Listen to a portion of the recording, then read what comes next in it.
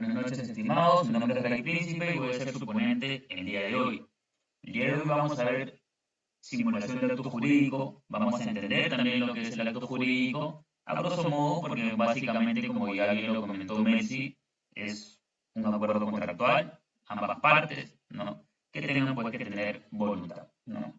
Pero un poco más de eso, un poquito más, vamos a ver, porque se comprenden muchos actos jurídicos en nuestro Código Civil, pero ya lo vamos a ver pues a manera y a nivel de contratos, ¿sí? Contratos de igual manera civiles, que pueden ser pues actos de compraventa, donación, entre otros. ¿Y para qué nos va a servir esto en el tema de derecho laboral? Por el mismo tema de que a veces se puede simular ya no tener ciertos bienes a fin de no cancelarle a los acreedores. ¿Y quiénes van a ser los acreedores? Pues quien un, el ex empleador que con sentencia firme tenga en su mano el papel de que la empresa, representado por el gerente tal, le debe tanto. Entonces, él va a ser ahora un acreedor y ahora, si se simulan actos jurídicos a fin de evadir todo esto, vamos a saber qué hacer. ¿De acuerdo? Entonces, vamos ahora a entender qué son las simulaciones del acto jurídico y qué son el acto jurídico. Como bien se mencionaba, ¿no? Está comprendido primero en nuestro artículo 40 del Código Civil, que manifiesta que es la libre manifestación de voluntad destinada a crear, regular, modificar o extinguir relaciones jurídicas. Básicamente ese es el concepto, manifestación de voluntades, de manera pues contractual, ¿no? Pero para que esto se dé de una manera, ¿no?, legal o tenga validez, el artículo siguiente nada más, el artículo 141 nos indica que el sujeto tenga plena capacidad del ejercicio, es decir, que tenga poder de discernimiento, ¿no?, que no tenga alguna enfermedad mental, como pudiese ser Alzheimer, lagunas mentales. De igual manera indica, pues, salvo los casos de excepción previstos en la ley, y esté legitimado para celebrarlo, ¿no? Estos vienen a ser como representantes legales, básicamente.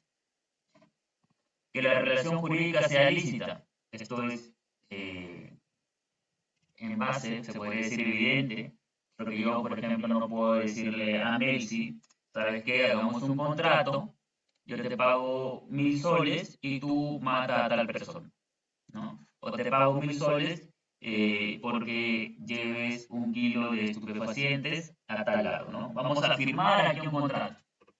Y si Messi no mata a esa persona, no lleva ese estupefaciente a otra persona, yo no voy a ir con ese contrato pues a un juzgado y decirle, mire señor juez, yo le di 1000 soles a Messi y no ha hecho lo que tenía que hacer, ¿no? Y nosotros tenemos aquí un contrato firmado. Obviamente eso no va a poder ser porque no es un fin lícito, ¿no? Entonces, se indica que la relación jurídica sea lícita. Y cuando recaiga pues sobre bienes, servicios o abstenciones que sean físicamente posibles. Esto es de igual manera, yo no le puedo decir, pues, por ejemplo, a Yulisa o a Víctor, ¿sabes qué? Te doy 1 millón de soles o te vendo a 1 millón de soles todo ese pedazo de mar, ¿no? Todo ese pedazo de mar. Ahí en ese pedazo de mar nadie más puede entrar porque ahora es tuyo. Es un fin, es un bien, obviamente imposible, ¿no? O decirle, te vendo la luna a 1 millón de soles. Ahora ya puedes ir, anda a la luna si quieres, porque ya en nuestro contrato firmado, ahora dice que es tuyo. No es un fin físicamente posible. O abstenciones. De igual manera, yo no le puedo decir, ¿sabes qué, Messi? Te voy a pagar 2000 soles, pero por un año tú no vas a comer ni tomar agua. Nada, no vas a ingerir nada, ni líquido ni sólido. Solo vas a respirar.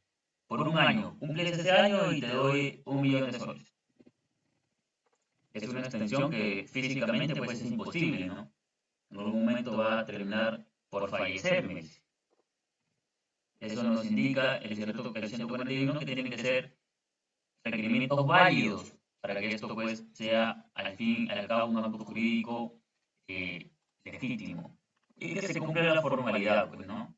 Esto quiere decir principios de buena fe, que no se realicen precisamente lo que vamos a ver ahora, simulaciones, ¿no? Lo cual va a indicar pues sanción de nulidad, que ya como hemos visto, nulo no es lo mismo que anulable, ¿no?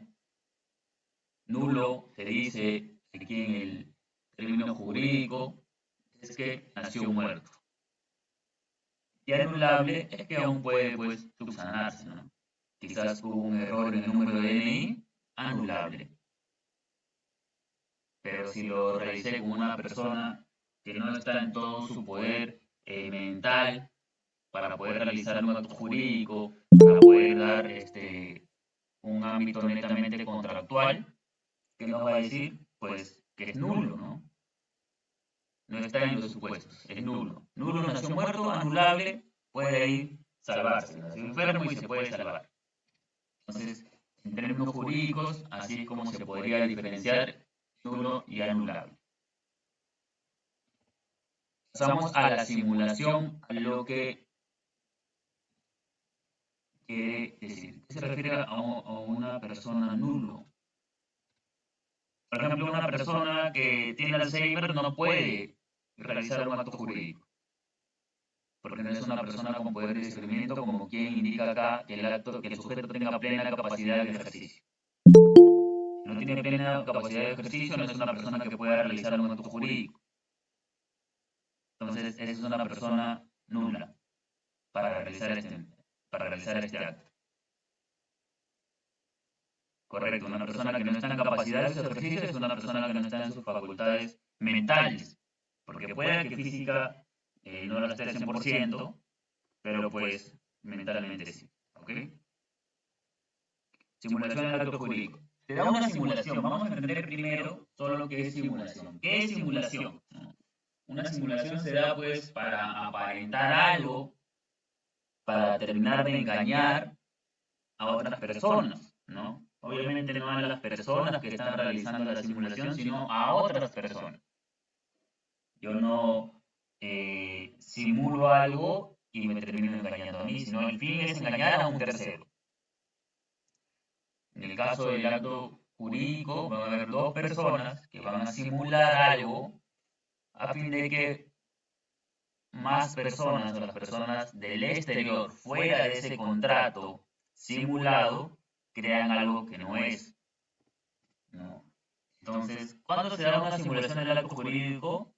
Cuando se aparenta una relación contractual entre las partes,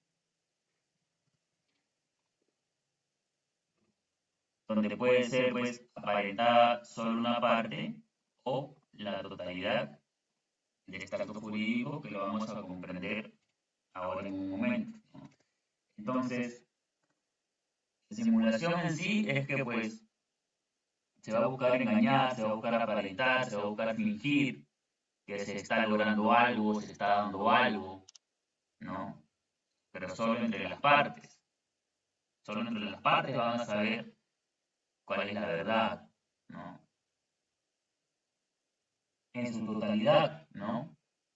Puedo decirle yo a Víctor, ¿sabes qué? Mira, vamos a decir que hemos vendido esa casa, o que yo te vendí esa casa, pero al fin y al cabo esa casa pues no te la vendí, ¿no? Te vendí otra. Vamos a decir que te vendí esa casa en Lima y te vendí una casa de fibra, ¿no? Entonces, el acto jurídico va a indicar que es una casa de Lima, entonces es falso en su totalidad porque no te lo vendí. O puede ser de una manera parcial, ¿no? Que yo te diga, ¿sabes qué? Vamos a decir que esa casa te la vendí a 100.000, pero solamente me ha dado 80.000, ¿no? Entonces, de esa manera sea un tema parcial.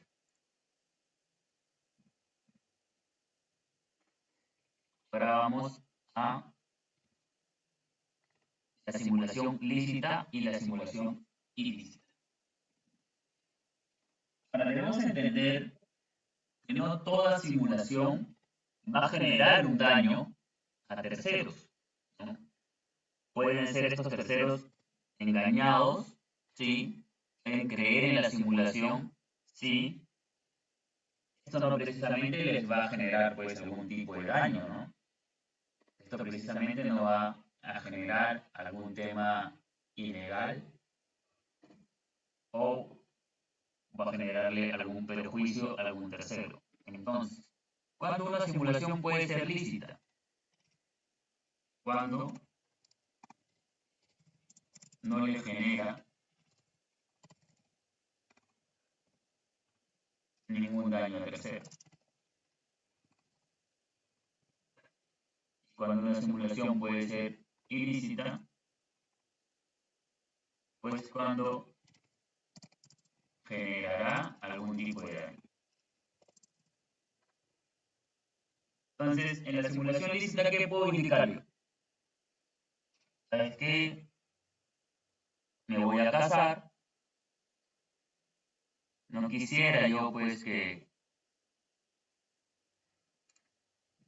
si por A o B ocurre un divorcio, quedarme sin ningún bien, ¿no? No quiero perderlo todo. Como no quiero perderlo todo, se lo doy a mi hermano todo. Él obviamente sabe que todo eso es mío, que todos los bienes muebles e inmuebles que ahora pasan a su nombre son míos, pero simplemente quiero salvaguardar pues lo que he logrado, ¿no? ¿Le genera algún daño a algún tercero? No. ¿Le estoy mintiendo a algún tercero? No.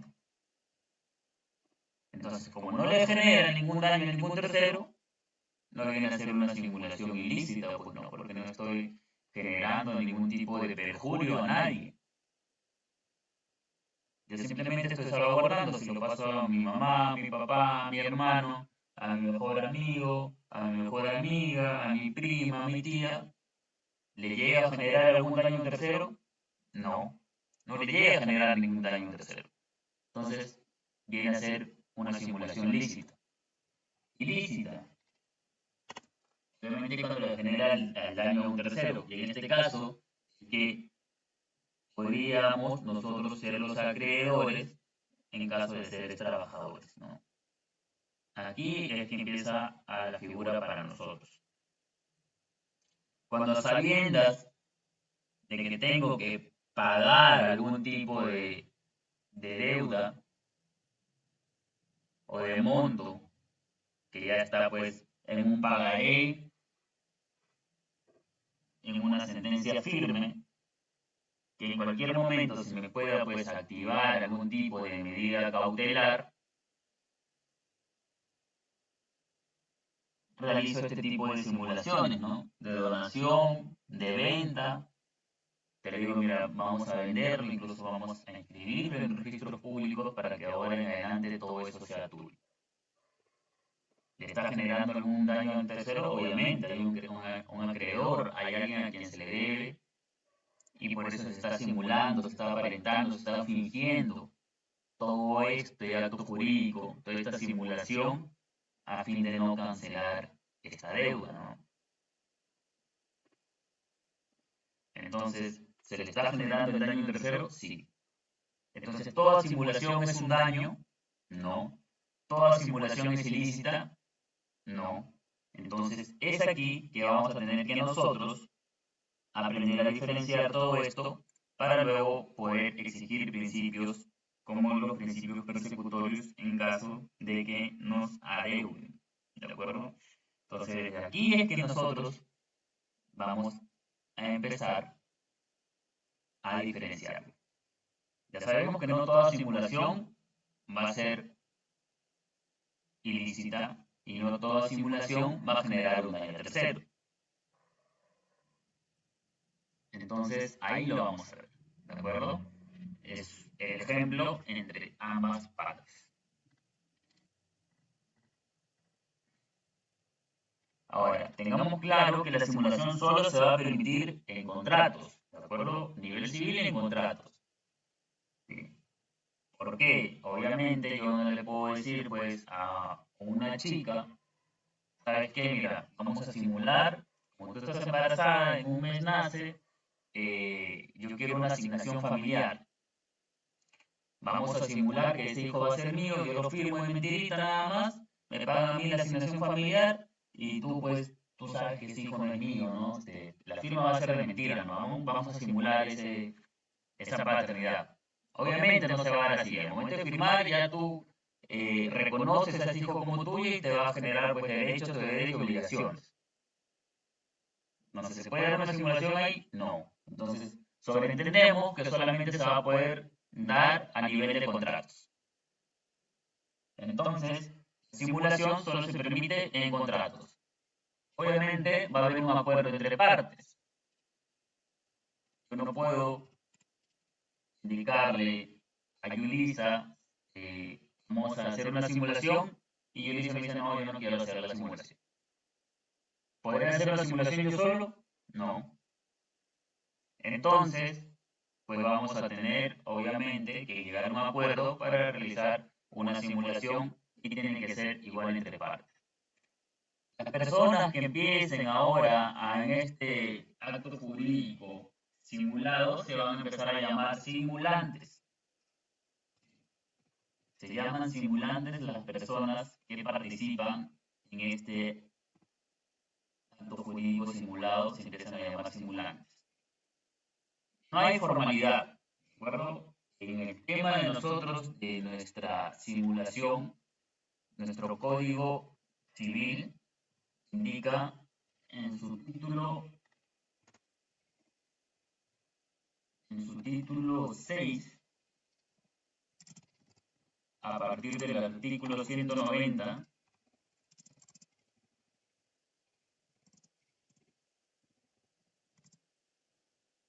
hasta el 194, son todos los artículos del Código Civil que da para simulación. No indica que tenga que ser escrito, que tenga que ser verbal, que lo tenga que realizar entre solamente con una persona, con dos personas, con tres. Solo nos indica 4 a 5 artículos, no hay más.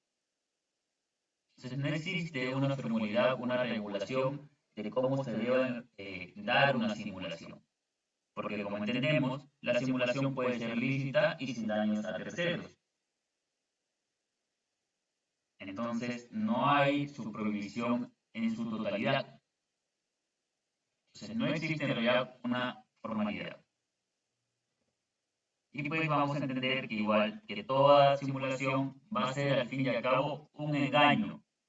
No siempre un daño. Siempre sí va a ser un engaño, una ficción para las personas que no sepan de esta simulación, que solo lo sepan los simulantes, va a ser pues un engaño. Pero no siempre un daño. Entonces es por eso que no se llega a una prohibición en su totalidad, ¿no? Porque puede ser al fin y al cabo para salvaguardar, como digo, en caso pues de quien quiera casar y no haya pues bienes separados, entonces mejor para no herir susceptibilidades, lo paso todo a mi hermano. Entonces no siempre en una simulación existe un daño. Ahora, en toda simulación, a fin de que ustedes puedan realizar algún tipo de simulación, van a existir dos documentos. El documento en sí, ¿no?, que es lo que van a suscribir, por ejemplo, no sé, Víctor, te vendo un carro a 100.000 soles. Ambos firmamos, ambos suscribimos, ¿sí? Esto es lo aparente, lo simulado, ¿no? Entonces, como esto es lo que todo el mundo va a creer, esto es lo que todo el mundo va a pensar que se está dando, ¿no? Obviamente va a ser pues un acto público, ¿no? Todo el mundo va a creer que ahora pues que el carro es de Víctor porque hemos simulado un acto de compra-venta. Como lo hemos simulado, ahora todo el mundo piensa eso y es un acto público. Fuera de eso, puede existir un contradocumento. ¿Qué es el contradocumento? Pues es el documento que mantiene el acto jurídico real. Es decir, ¿Sabes qué, Víctor? Acá en este contradocumento dice, el carro pues no es tuyo, ¿no? Sigue siendo mío, que eso ha sido una simulación. Esto, obviamente, como es lo que solamente los simulantes quieren saber, se va a dar de una manera privada.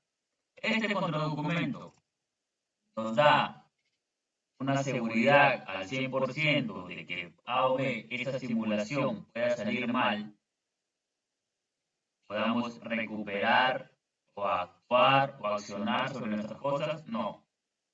Solo nos va a dar algo de seguridad. No nos da seguridad al 100%. ¿De acuerdo? Entonces, en la simulación, a fin de proteger los intereses de los simulantes, van a existir dos tipos de documentos. El documento en sí, ¿no? Que va a contener pues el acto jurídico o lo que se quiere hacer creer a las demás personas, y el contradocumento pues, que va a contener el acto jurídico real.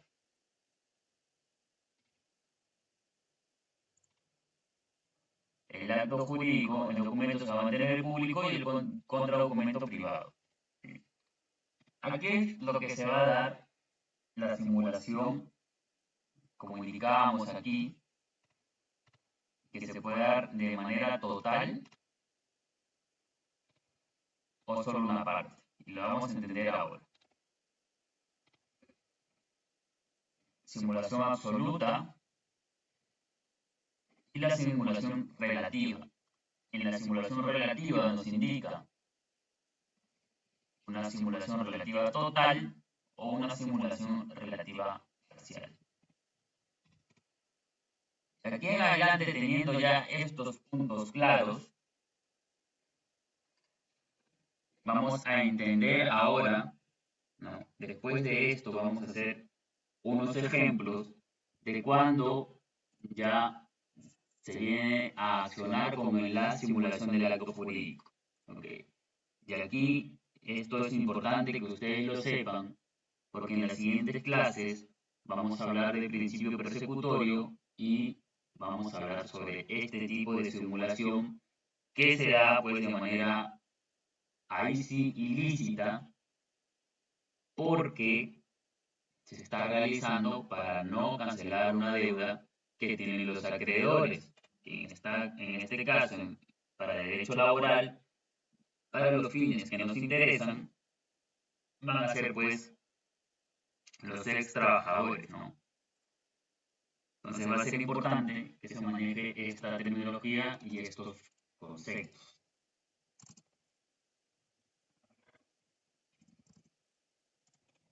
Vamos a entender ahora cuándo es la simulación absoluta. Esto es simple. Esto es bastante simple en realidad. Es la apariencia total del acto jurídico. Es decir, nada de este acto jurídico es real. Nada de este acto jurídico es verdad. Todo lo que se está dando ahí es de manera ficticia. Yo agarré y le dije a Sergio, ¿sabes qué, Sergio? Te voy a vender este carro, pero en realidad no existe ni carro ni venta. No existe nada. O voy a vender vamos a fingir o vamos a hacer la simulación de que te vendo mi casa de playa, pero te estoy vendiendo mi casa de campo. Entonces no se está vendiendo nada. Todo lo que está ahí, el monto, el bien, es irreal, es apariencia total. Y luego vamos a tener la simulación relativa. Esto es cuando, obviamente, pues, cierta parte sigue siendo una simulación, porque si ya no sería una simulación nada, pues ya sería un acto jurídico legítimo, pues, ¿no? Entonces, cuando no todo es una apariencia, algo resulta ser cierto. Por ejemplo, te vendo, Sergio, mi carro a 100.000, pero te doy 80.000, ¿no? Te di el carro, pero el monto no es real, ¿no? O vamos a decir que te voy a vender este edificio a 1.000.000 de soles, pero al final, pues, no te lo estoy vendiendo, te lo estoy donando. ¿no? Entonces, no es real, solo se simula una parte. Solo una parte termina siendo real. No llega a ser real el acto jurídico, pero el bien sí ahora pasa a ser tuyo. Entonces, ahí vamos a entender la diferencia de relativa total y relativa parcial. Acá vamos a hacer un pequeño que tenemos, ya sabemos que tenemos el documento, el contradocumento y documento y contradocumento.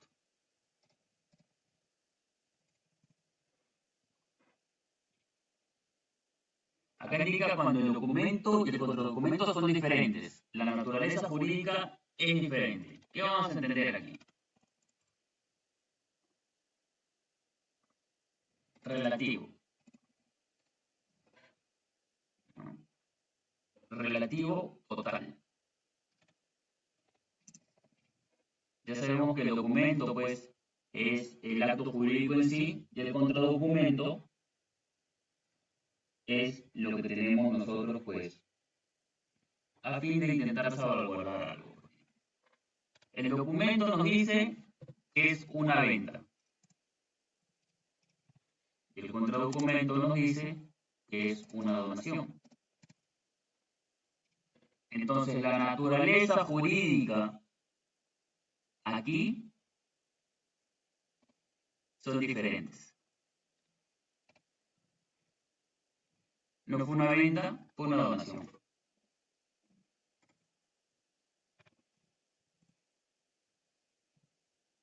Simple. No viene a ser, pues, relativo, absoluto, porque sí hay cierta parte de verdad, ¿no? No se vendió, se donó. Ahora pasa a ser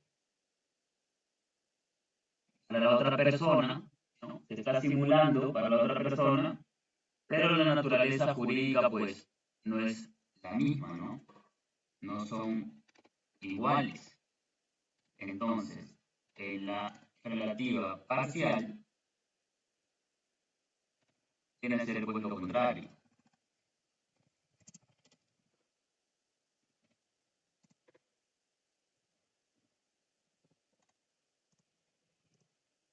Y nos indica que la naturaleza jurídica es igual. Entonces, se lo vendí. Pero aquí en el monto digo que se lo vendí a 100.000, en realidad me dio 120.000.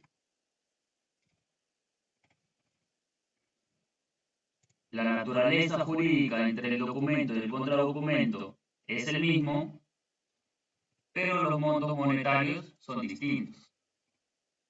Acá 100.000 soles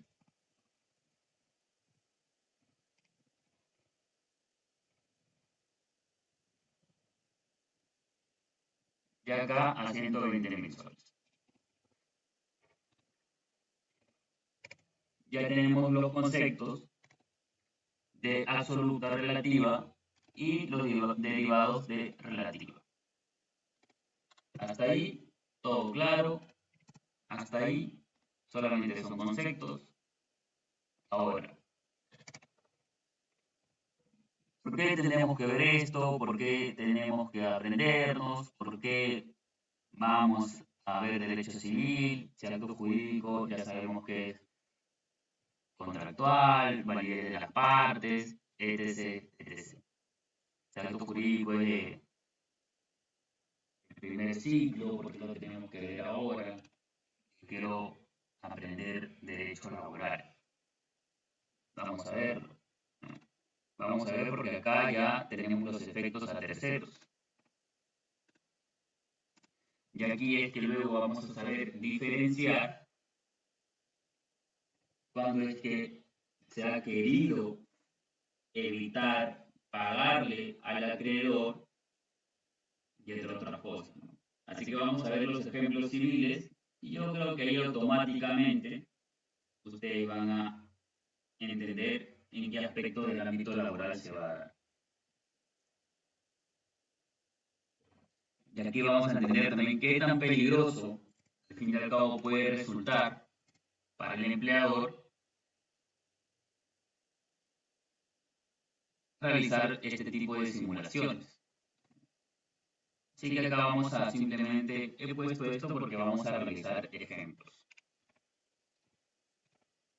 Nuestro primer supuesto es el tercero adquiriente del titular aparente.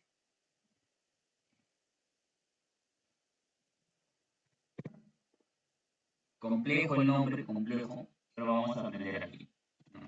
Tenemos a la persona que vamos a ponerle Luis y vamos a poner acá a José.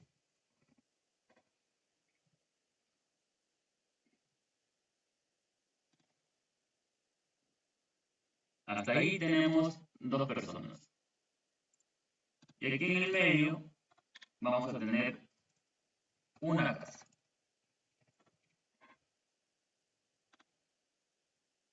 Hasta ahí todo normal, todo claro, no tiene por qué haber ningún otro problema. ¿No? Luis tiene su casa y José es un amigo de Luis. Hasta ahí todo claro, no pasó nada. Pero ¿qué pasa? Que Luis le dice a José, mira, ¿sabes qué? Yo tengo ahorita eh, ciertos problemas y quisiera pues que simulemos un acto jurídico, una simulación de acto jurídico en el cual pues yo te vendo mi casa. Entonces, así de mentirita, y para que la gente piense que esa casa es tuya, vamos a simular un acto jurídico. Lo vamos a registrar incluso en, en registros públicos, ¿no? Para que la gente pues piense, ¿no? Para que la gente, los de afuera, que no somos nosotros los simulantes, crean de verdad que eso pues es netamente tuyo. Perfecto. Entonces, Luis genera el titular, deja de serlo, y José pasa a ser titular real. No, para viene a ser un titular aparente. Entonces tenemos aquí el supuesto ya de titular aparente. Ahora, ¿quién viene a ser un tercero adquiriente? Vamos a indicar aquí otra persona que viene a ser pues Pablo. Vamos a poner que acá llega Pablo. Acá va a llegar Pablo.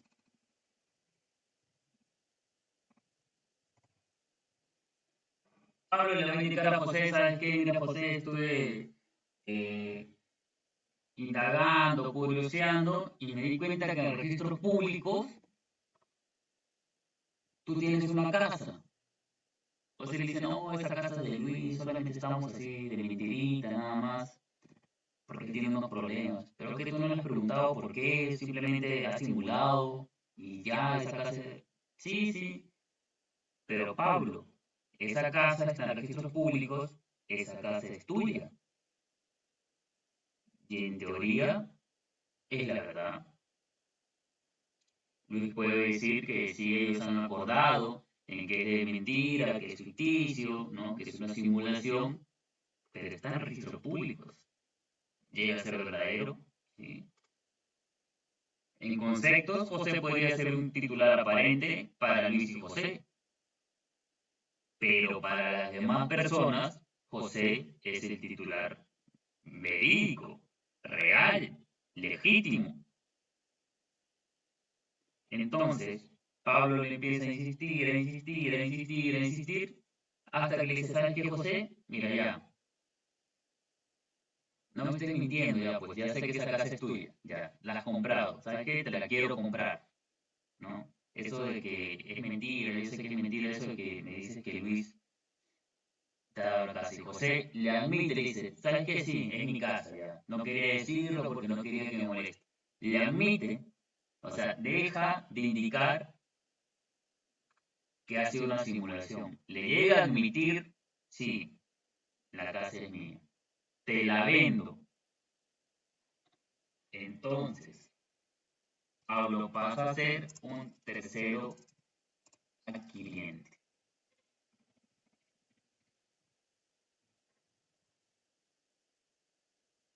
Le ha vendido la casa a Luis legítimamente, ¿no? O José le ha vendido la casa a Pablo legítimamente, o eso es lo que va a creer Pablo, ¿no?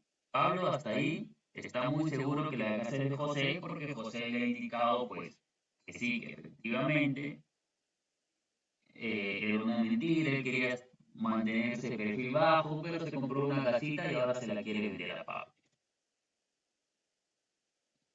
Tenemos una figura aquí, tercero adquiriente, que va a ser Pablo, del titular aparente, que va a ser José. ¿Podrá Luis recuperar esa casa? Se enteró ahora Luis, pues dijo, ah, ¿sabes qué, José? Ya pagué mi deuda, ya nadie me va a poner una medida cautelar, ya ahora sí quiero recuperar mi casa. Y José, mira, ¿sabes qué, Luis? Ya la vendí. Pero ¿cómo? ¿Cómo la vas a vender si esa casa no es tuya? Nosotros habíamos quedado en algo, ¿cómo vas a hacer eso? No, ya la vendí, Luis, ya no se puede hacer nada. Y efectivamente, claro, ahí llegamos, Débora, ahí llegamos, ¿no? Como indicamos, precisamente aquí, el contradocumento no nos va a dar una seguridad al 100%. ¿Qué pasa aquí? La ley nos indica que el tercero adquiriente a título honoroso y de buena fe, a esta persona, estimados, nadie le quita nada. A esta persona ya nadie le quita nada. ¿Pablo es un tercero adquiriente? Sí. ¿Lo consiguió a título honoroso? Sí. Él pagó su dinero. ¿Fue de buena fe? Sí. José al final le dijo, sí, ¿sabes qué? No es una simulación, es mía la casa. Yo te estaba mintiendo porque no quería pues que me extorsione nadie, que se enteren que me compro casas así porque sí. A Pablo no le quita esa casa nadie. Ya nadie le va a quitar esa casa. El contradocumento, sí, que no siempre se va a dar, pero ya indicamos aquí, ustedes ya saben que se tiene que hacer un contradocumento por ahí que le preguntan. El contradocumento, ¿contra quién lo puede usar Luis el contradocumento? Contra José. ¿Puede recuperar su casa? No. ¿Qué puede hacer? Indemnización por daños y perjuicios contra José. ¿Qué más puede hacer? Ir a su casa y llorar. No puede hacer más. Lastimosamente ya no puede hacer más. Le gustaba simular, quería engañar, terminó siendo él el engañado, ¿no? Entonces ahí ya no puede ser Luis más que simplemente ir a su casa y llorar, porque a Pablo esa casa no se la quita nadie. Entonces ahí nadie le quita esa casa a Pablo, ¿de acuerdo? Ahí nadie le va a quitar esa casa.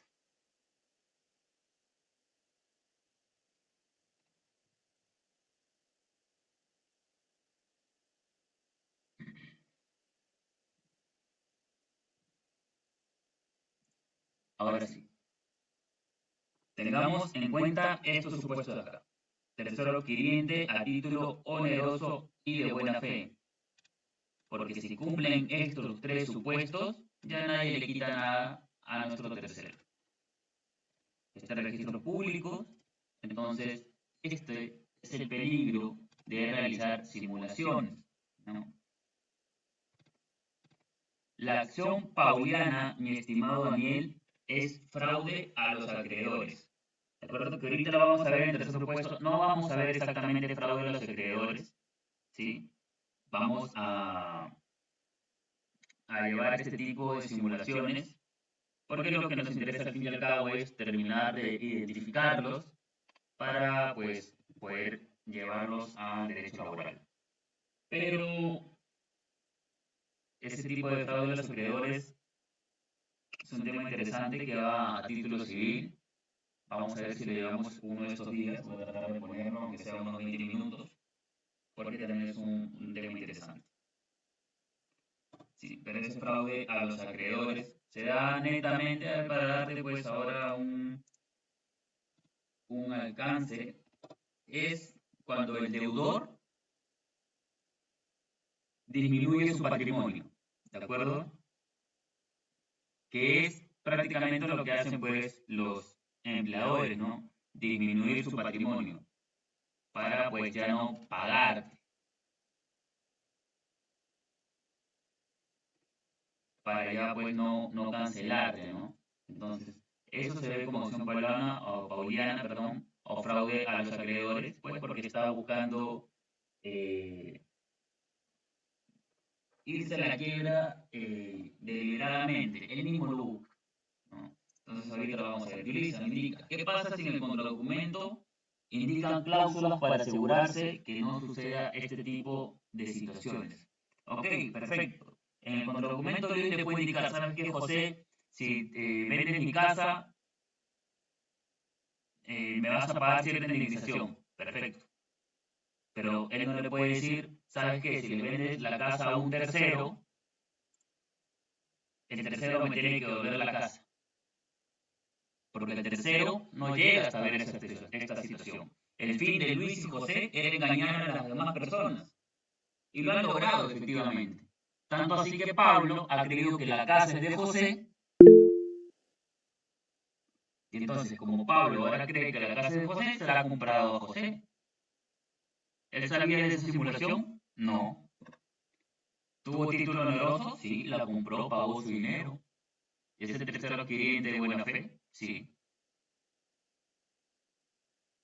En las cláusulas del contradocumento puede indicar que José no puede vender la casa, pero es un contrato privado entre los simulantes. ¿Qué puede hacer Luis con ese contradocumento? Llevarlo a indicar, mire, señor juez, esta fue una simulación, estaba de mentirita, estaba jugando nada más. Quería ver si era de verdad que ustedes ya no pueden devolverme mi casa. Bueno, se dio. Ustedes quieren engañar, han engañado tan bien que José ha logrado vender tu casa sin que ni siquiera tú te enteres. Entonces, ¿qué puede pedir Luis ahí? Una indemnización. Siempre y cuando tenga un contradocumento. Porque como ya he indicado aquí anteriormente, Luis no puede indicar solamente en un juicio que sí, señor juez. Exactamente, Luis. Entonces, a eso queremos llegar luego con el derecho laboral, de que es muy peligroso y riesgoso el tema de la simulación, ¿no? Para los empleadores, realizar este tipo de jugadas, por así decirlo, lo van a realizar siempre con familiares, ¿no? O con personas muy cercanas a ellos, a fin de que no le ocurra este tipo de cosas. Porque ¿qué pasa si a mí, pues, un empleador agarra y me dice, ¿sabes qué? Sin yo conocerlo del todo bien, tengo ahí 10 máquinas industriales para coser, pero ya no les quiero pagar, te las paso a tu nombre. Y luego ya nosotros arreglamos. Ya, perfecto. Pero mira, acá vamos a firmar un contradocumento que indica pues que tú no puedes vender esas máquinas, ¿no? Que igual eres simplemente nombre y cara de la empresa, comúnmente llamado testaferro. Perfecto. Te lo acepto, ya está bien. Firmamos el documento que viene a ser el acto jurídico de que él ahora o le estoy comprando, ¿no? Porque él indica que su empresa ahora va a irse a la quiebra y le estoy comprando. Y si las máquinas valen 10.000 soles cada uno y son 6, 60.000, como él está en la quiebra y yo me estoy aprovechando de esa situación de demanda y oferta, le doy solamente 30.000. Esos 30.000 pasan a patrimonio ahora de la empresa, pero él en beneficios sociales debe 80.000. Se entiende que los primeros, antes de una quiebra, a los primeros que se les debe de pagar son a los trabajadores sus beneficios sociales, fuera de que el empleador le deba quizás a otros proveedores, se le tiene que pagar siempre primero los beneficios sociales. Perfecto. Debe todavía 50.000. Hay un cargo de la empresa, ¿sabes qué? Te lo vendo a ti también, Ray, vale 80.000, pero vamos a indicar acá en el documento que vale 10.000 nada más, que tú me has pagado 10.000. Ok, perfecto. Pero acá está el contradocumento que no puedes vender este carro, Ray, por favor. O sea, tú sabes que esto es así de mentira nada más para irme a pagar todo. Ya, perfecto. Otro 10.000. Ya, que se repartan ahí como puedan los trabajadores. Perfecto. Ya está. Él salió supuestamente en quiebra, ¿no? Yo soy una persona X, no soy un familiar, no tengo ningún grado de consanguinidad, ¿no? Entonces, ahora,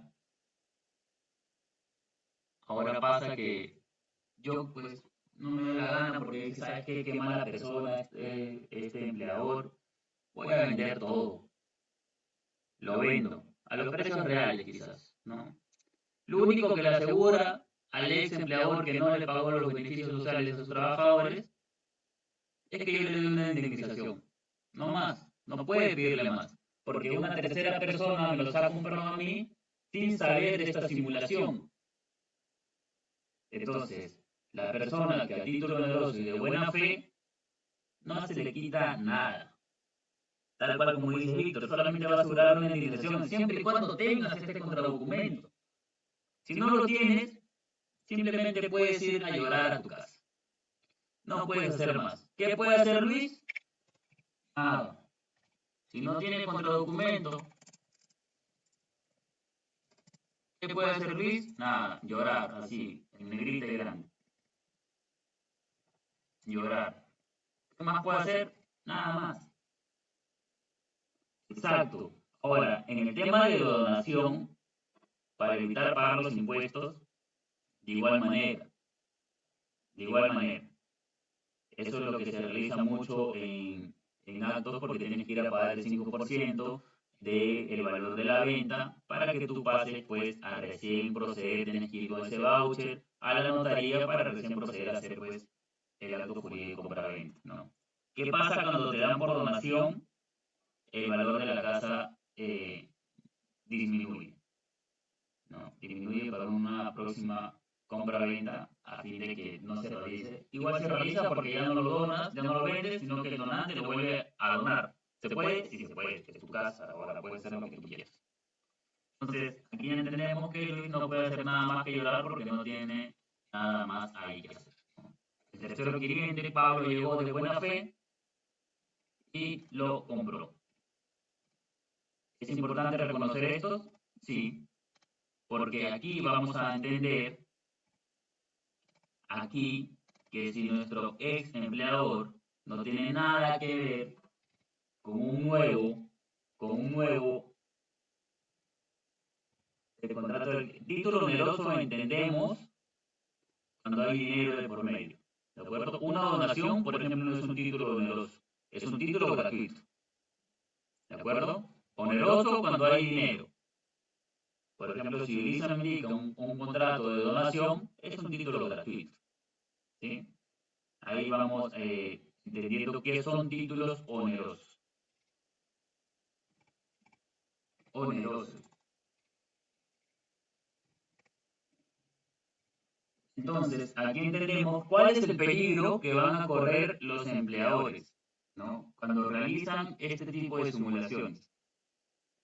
¿Qué pasa, no? Se han dado muchas veces las preguntas en el grupo, ¿no? Yo sé que él es ahora el dueño a pesar de que está a nombre de otra persona. El empleador está ahí corriendo un grandísimo riesgo, ¿no? Vamos a tener luego que ver, como bien lo indicaba compañero, a ver si me fue su nombre, aquí está, Daniel, ¿no? Cuando se da fraude a los acreedores, que lo vamos a ver, no a profundidad, pero vamos a empezar a verlo. Listo, tenemos ahora el tercero acreedor, ¿no? ¿Qué es el tercero acreedor? Ahora nuevamente tenemos a Luis, acá está José y acá está Pablo. Luis tiene su casita, ¿no? José es un X, aquí está Pablo. Entendemos como acreedor la persona que tiene un título para cobrar cierta cantidad de dinero, ¿de acuerdo? Un tercero acreedor o acreedor es una persona que tiene pues un pagaré, puede ser también tu sentencia judicial, en caso seas un ex trabajador, para poder pues cobrar ese dinero, ¿de acuerdo? Tenemos un título para poder cobrar un dinero. Entonces somos acreedores de ciertas personas. Nuevamente, Luis igual tiene acá su casa.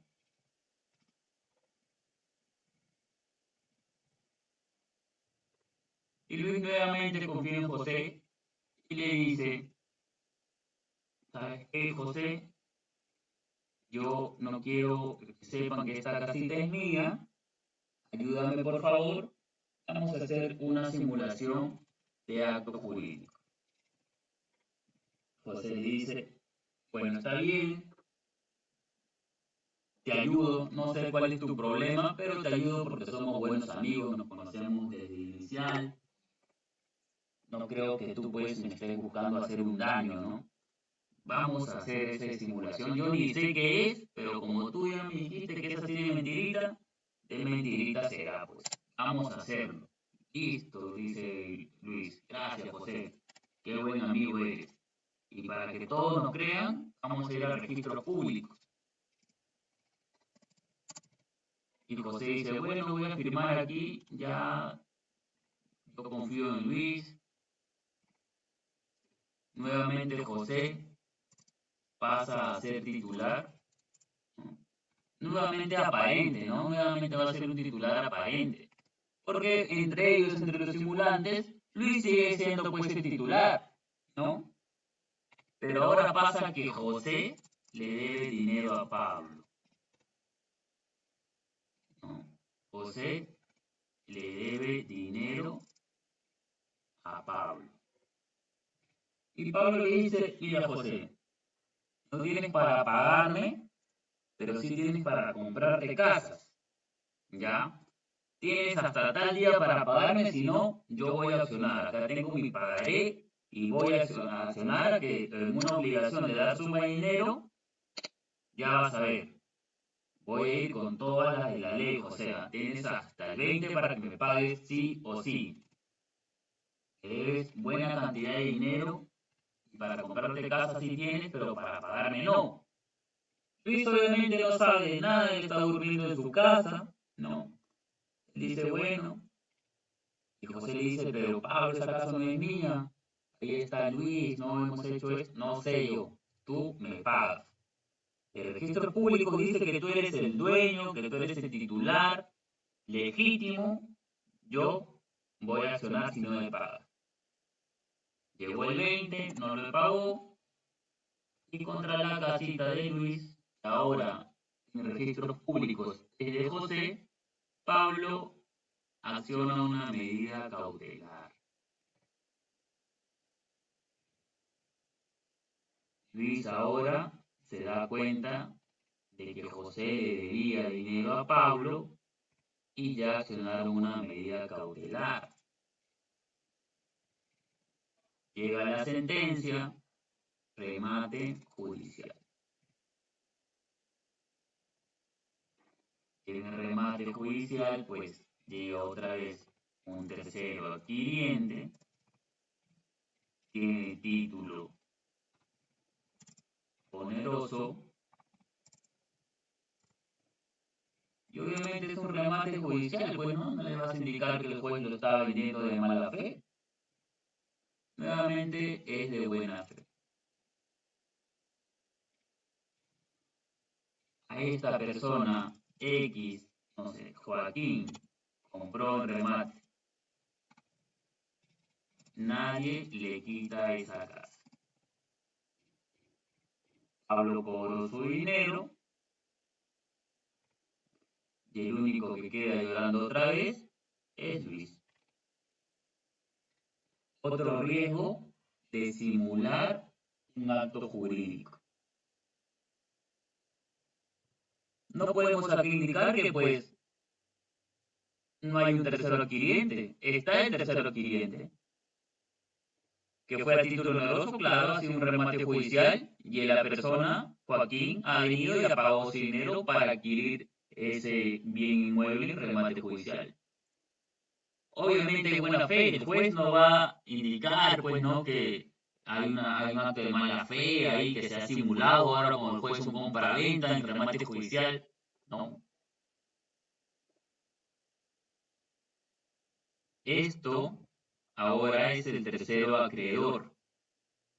¿Qué puede hacer Luis? Nuevamente, si tiene una contrademanda, pedirle indemnización a José. Más no puede hacer. Solamente, nuevamente, ir a su casita con su contrademanda, sentarse en su sillón, prender su tele, subir volumen para que no se le escuche cuando está llorando. Porque más no puede hacer Luis aquí.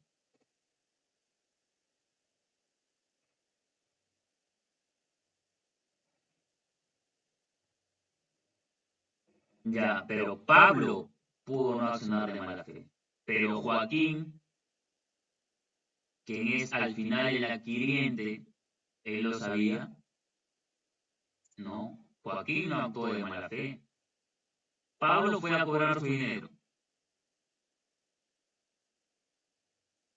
Joaquín no sabía. Joaquín es la persona X que llega con 10 personas más al remate judicial y dice, esa casa me gusta, la veo barata, la voy a comprar. ¿Actuó de mala fe Joaquín? No, él no sabía. Él va, él no puede pensar o suponer, ¿será que a esta persona le debe a alguien y simular un acto jurídico? No puede pensar eso, ¿no? Peor aún si es que un juez lo está rematando, porque él no puede indicar, pues ahora que entre Joaquín y el juez, bueno, a menos que el juez le haya avisado a Joaquín, pues no, que va a haber una casa súper barata, entre otras cosas, pero ahora, si demostrar ahora que no hubo mala fe, demostrar eso es mucho más difícil aún, ¿no? Entonces, Pablo, Pablo, él podría saber, él podría sí saber que la casa es de José. Bueno, ¿sabes qué? En la ley indica que ahora es de José. Medida cautelar porque José me debe. Listo, el juez, ya listo, te debe remate judicial. Y Joaquín, quien es que al final tiene la casa, él no lo sabía. Él es un tercero cliente, sí. Pagó su dinero o se lo regalaron. No, él vino y pagó su dinero. ¿Actuó de buena fe? Sí, porque él no sabe todo lo que ha pasado detrás.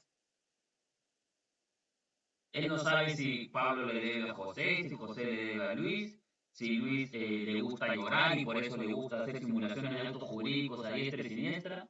No lo sabe. ¿Qué puede hacer nuevamente Luis? Tomar su contrademanda, su contra documento y pedirle indemnización a José.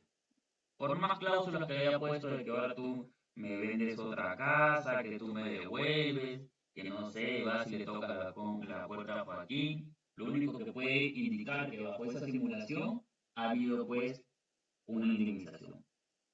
Que a Joaquín esa casa no se le va a quitar nadie. Nadie le va a quitar esa casa pues a Joaquín, de ninguna manera. Luis tendría que accionar aquí antes de que se dé el remate judicial.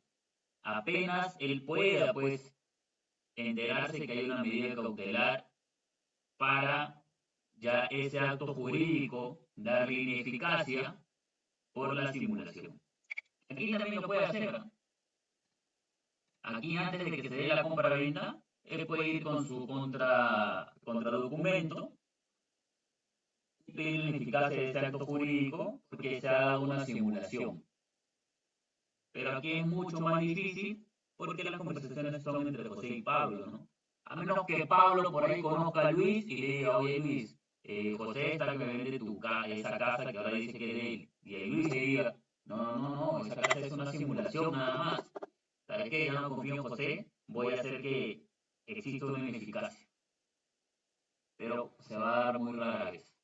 Aquí podría enterarse por el tema de que la medida cautelar y la demanda pueden llegar pues a su domicilio, ¿no? Porque al fin y al cabo él sigue viviendo ahí. Entonces ahí él puede pedir, antes de que se dé el remate judicial, porque se da el remate judicial, llega Joaquín, que puede ser cualquier persona X, llega y lo compra, tercero adquiriente, título oneroso, buena fe, no hay nada más que hacer. Luis tendrá que quedarse en la puerta llorando toda la noche, mientras que Joaquín está adentro durmiendo. No puede hacer más. Es simple y sencillo como eso, y eso es el riesgo de realizar una simulación en un acto jurídico. Ese es el riesgo que corren los empleadores cuando realizan este tipo de actos, y es por eso que lo realizan nuevamente con familiares, ¿no? Entonces, si sabemos ahora que pueden realizarlo con familiares, va a ser mucho más fácil pues entender que puede existir un tipo de simulación y lo vamos a ver ahora, ¿no? Ya sabemos aquí, ¿no? Estos tipos. Ahora, tercero acreedor enajenante aparente.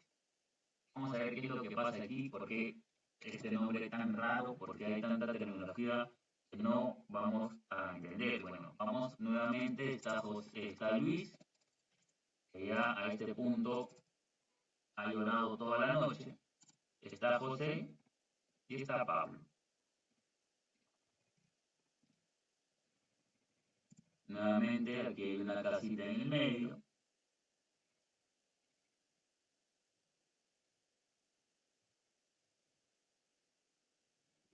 Y vamos nuevamente a simular un acto jurídico. Pero ¿cuál es la figura aquí? Bueno, aquí entendemos que el tercero acreedor es Pablo, ¿no? En este caso va a ser Pablo en este ejemplo. En todos los ejemplos Pablo es el maestro. Entonces aquí ¿qué pasa? Hay un tercero acreedor. Nuevamente Pablo. A Pablo le deben dinero del enajenante aparente. Vamos a ver qué es enajenante aparente, ¿no? Luis empieza a hablar inmediatamente con José y él sabe, ¿no? Ahora sí él sabe. Dice, ¿sabes qué? Le debo dinero a Pablo. Y antes de que Pablo me ponga una medida cautelar porque ya me amenazó y me dijo que si hasta el 20 no le pago, va a venir con todas las de la ley, me va a llegar una demanda y luego va a pedir una medida cautelar y me pueden quitar mi casa. Y lo peor, que en un remate judicial simplemente le van a pagar lo que a él le deben y a mí me van a dar la diferencia y me voy a quedar sin casa. ¿Sabes qué, José? Vamos a simular un acto jurídico. Puede ser de compra-venta, puede ser de donación, ¿no? Entonces, Luis aparentemente es enajenante, ¿no? Va a enajenar su propiedad, su bien inmueble, ¿no? Se la va a dar a José. A fin de que Pablo no tenga ya de dónde cobrarlo. A fin de que Pablo, por más que tenga un título para cobrar una deuda, pueda ser pagaré, pueda ser sentencia, pueda ser, pues en este caso, laboral, entre otras, ya no tenga de dónde cobrarse. Entonces pasa a ser aquí Pablo un tercero acreedor y Luis un aparente enajenante, ¿no? Y esto es lo que se da más en derecho laboral, ¿no? esta es la figura que se da más en derecho laboral. ¿Qué pasa aquí? ¿No? Que se está evadiendo, se está disminuyendo un patrimonio a fin de no pagar. Y eso es lo que es conocido como fraude a los acreedores, ¿no? Que lo vamos a ver después. Ahorita vamos a terminar de entender esta figura, ¿no? Pero cuando el acreedor enajena su patrimonio a fin, con la intención de no pagar una deuda, ¿no? Es la acción pauliana, como nos indicaba o como hacía la pregunta, pues, nuestro compañero, o pues conocido también como fraude a los acreedores, ¿no? Entonces, nuevamente, registros públicos, José pasa a ser titular, ¿no? Pablo es el acreedor y Luis un enajenante.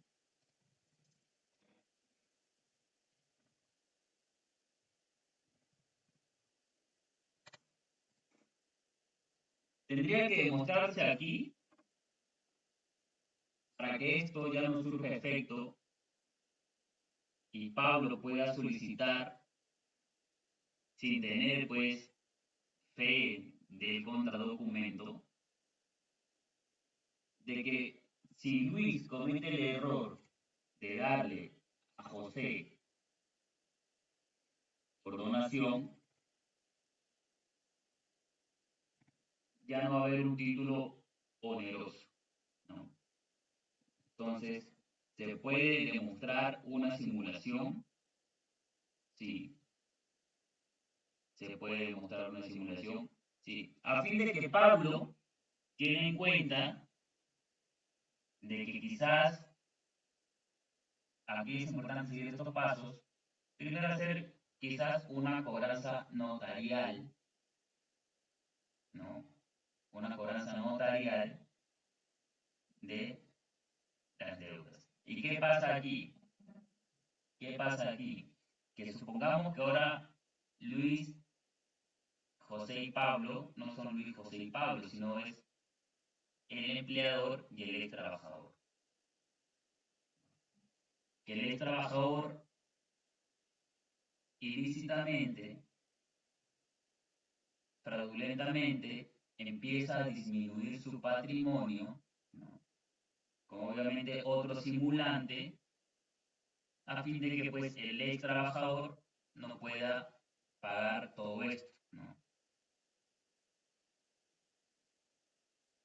Vamos a poder demostrar un fraude al acreedor y poder iniciar un principio persecutorio. ¿Qué es cuando? En un tiempo pues no previsto, que pueda ser, por ejemplo, sabemos que la sentencia, ¿no?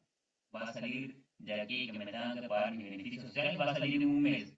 Y en ese mes automáticamente, Luis, quien era nuestro empleador, a títulos civiles, simulando los actos jurídicos, empieza a vender todo.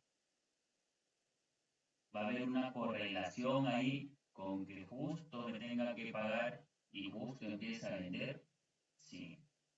¿Se tiene que demostrar? Obviamente se tiene que demostrar, ¿no? Porque ahí puede vender todo e indicar pues que efectivamente sí está pues yéndose a la quiebra, entre otras cosas. Así como nosotros vamos a tener que demostrar que se están realizando simulaciones de actos jurídicos.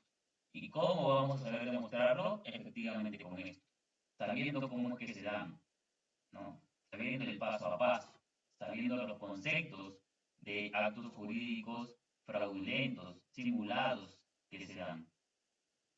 Entonces, a este punto, en este punto exacto, es que entendemos por qué nos sirve pues este tipo de conceptos en derecho civil, para efectivamente al fin y al cabo, poder aplicar correctamente los conocimientos a derecho laboral. ¿Sí? Entonces, es aquí cuando ya entendemos que los ex trabajadores llegan a ser en una simulación de acto jurídico, ¿no?, los terceros acreedores de un enajenante aparente, de alguien que supuestamente está vendiendo todo, ¿no? Ya no da más, está vendiendo todo. Porque pues al fin y al cabo, cuando una empresa vende o cede servicios o bienes muebles o inmuebles a otra persona, no lo hace bajo un contrato de trabajo, lo va a hacer bajo un acto jurídico que es un acto civil. Entonces debemos estar atentos, ¿por qué? Porque apenas como abogados sabemos que hay una próxima sentencia de nuestro patrocinado y sospechamos que va a haber este tipo de enajenante aparente por el empleador, automáticamente debemos imponer una medida cautelar a fin de tutelar los derechos de nuestro patrocinado bajo medidas de protección. A, a ver, esperen un momento, aquí tengo uno de los escritos que se estaba dando y quiero que lo vean.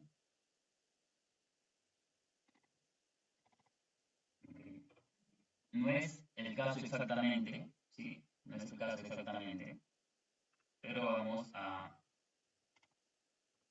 ver cómo es que, o bajo qué fundamentos se puede pedir una medida cautelar. ¿Qué vienen a hacer estos de aquí? Vamos a dejar de compartir esta pantalla un momento, ¿de acuerdo? Para que vean por qué se pide una medida cautelar. ¿No?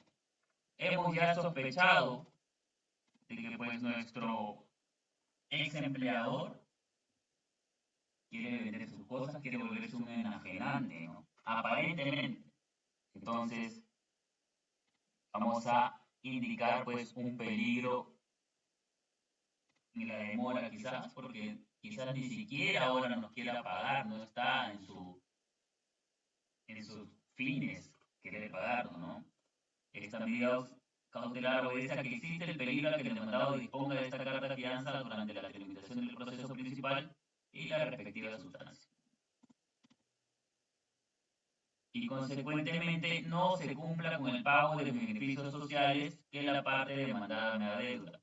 Medida cautelar, peligro en la demora. Fundamentos de hecho. ¿Podemos utilizarlo? Sí, podemos utilizarlo. ¿A fin de qué?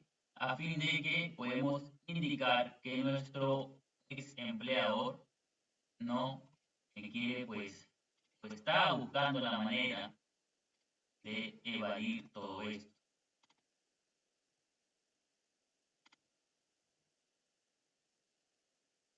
Entonces, como lo comentaba, pues, obviamente hay un fraude ahí, un fraude a los acreedores. El empleador va a empezar a buscar ahora a disminuir su patrimonio, a fin de que ya no quiera pagarnos la indemnización completa, porque tengas en claro de que cuando se existe una liquidación, así el empleador tenga como acreedores a proveedores, puedan ser estos eh, de servicios eléctricos, de servicios básicos como pueden ser de agua, internet, entre otros, a los primeros que se les debe de pagar son a los ex trabajadores, a los beneficios sociales, ¿de acuerdo? Por tener estos, ¿no?, fin de pues alimento, de vida para el propio trabajador y para quienes pudiesen ser su carga familiar. Entonces, se puede indicar que también se desea vulnerar el derecho al alimentos con este tipo de evasión. Entonces es por eso que era necesario entender este tipo de simulaciones. Porque ahí ya podemos sustentar el por qué pedir una medida cautelar con justa causa. Hasta aquí, estimados, ¿alguien tiene algún tipo de duda? ¿Algo no ha quedado del todo claro?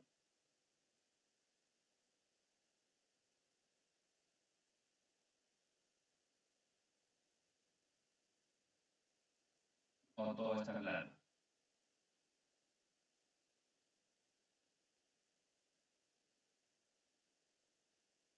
Perfecto, Víctor me dice claro, Yulisa me dice claro, Milagro me dice claro, perfecto. Sí, dime, Melcy, coméntame. ¿Cuál es tu duda? Enciende tu micrófono, Melcy, para poder entenderte, porque a veces cuando le escriben las dudas no llegan a ser de todo claro. Coméntame.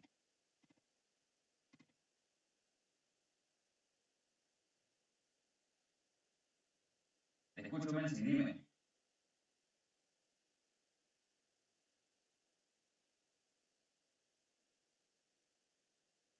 Doctor, una consulta, ¿me escucha? Sí, te escucho.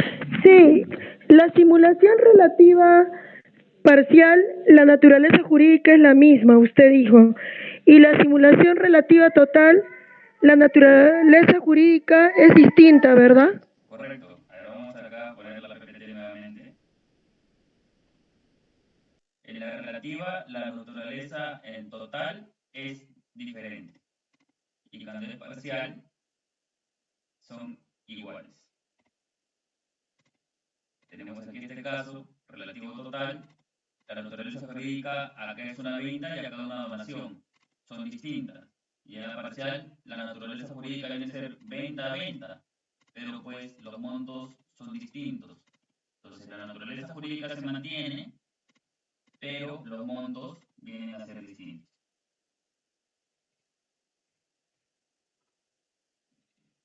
¿Alguna duda, Melcy? ¿Quedó claro o algún te queda un tipo de duda ahí?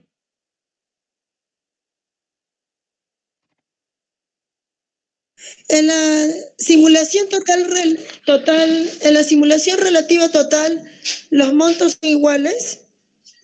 No. Aquí no puede haber montos porque la donación no exige ningún monto. En la venta sí hay montos. Lo que se va a diferenciar aquí es la naturaleza jurídica. ¿De acuerdo? Por ejemplo, la venta no es lo mismo que una donación, ¿no? Entonces, se simula y la naturaleza jurídica no viene a ser la misma, por eso viene a ser relativo total. ¿Sí me dejo entender? Estos son ejemplos, no necesariamente convenio y donación, puede ser venta y alquiler, puede ser bueno, se da en contratos, ¿no? Venta y donación, venta y alquiler, no necesariamente es venta y donación, también puede ser alquiler, puede ser no sé, algún tipo, otro tipo de auto jurídico, eh, subarrendamiento, ¿no? De un arrendamiento a una tercera persona, un subarrendamiento. ¿Sí me dejo entenderme así? Doctor, lo que yo entiendo es que los montos no hay en el relativo total, ¿no? No es que Es no lo haya que... montos, sino que la naturaleza jurídica se entiende en naturaleza jurídica como el concepto, como el fin, ¿no? Entonces, un documento en una simulación es lo que va a ser visto para el público, ¿de acuerdo? Lo que todos van a ver, ¿sí? Es que tú te estás confundiendo, creo, con documento y contradocumento. No es que haya o no haya monto. Entonces, existe el documento y el contradocumento en la simulación. Si en el documento y el contradocumento el fin jurídico es el mismo, que en este caso puede ser que en el documento que es para el público dice que me has vendido y en el contradocumento igual dice que me estás vendiendo, la simulación es parcial, porque es lo mismo. Pero si en el documento dice, no, ¿sabes qué? Me estás vendiendo la casa, ¿ok? Te voy a decir, ¿sabes qué? En realidad no te quiero vender. Vamos a simular que te estoy vendiendo, para que la gente no diga pues que te estoy regalando. Vamos a simularlo.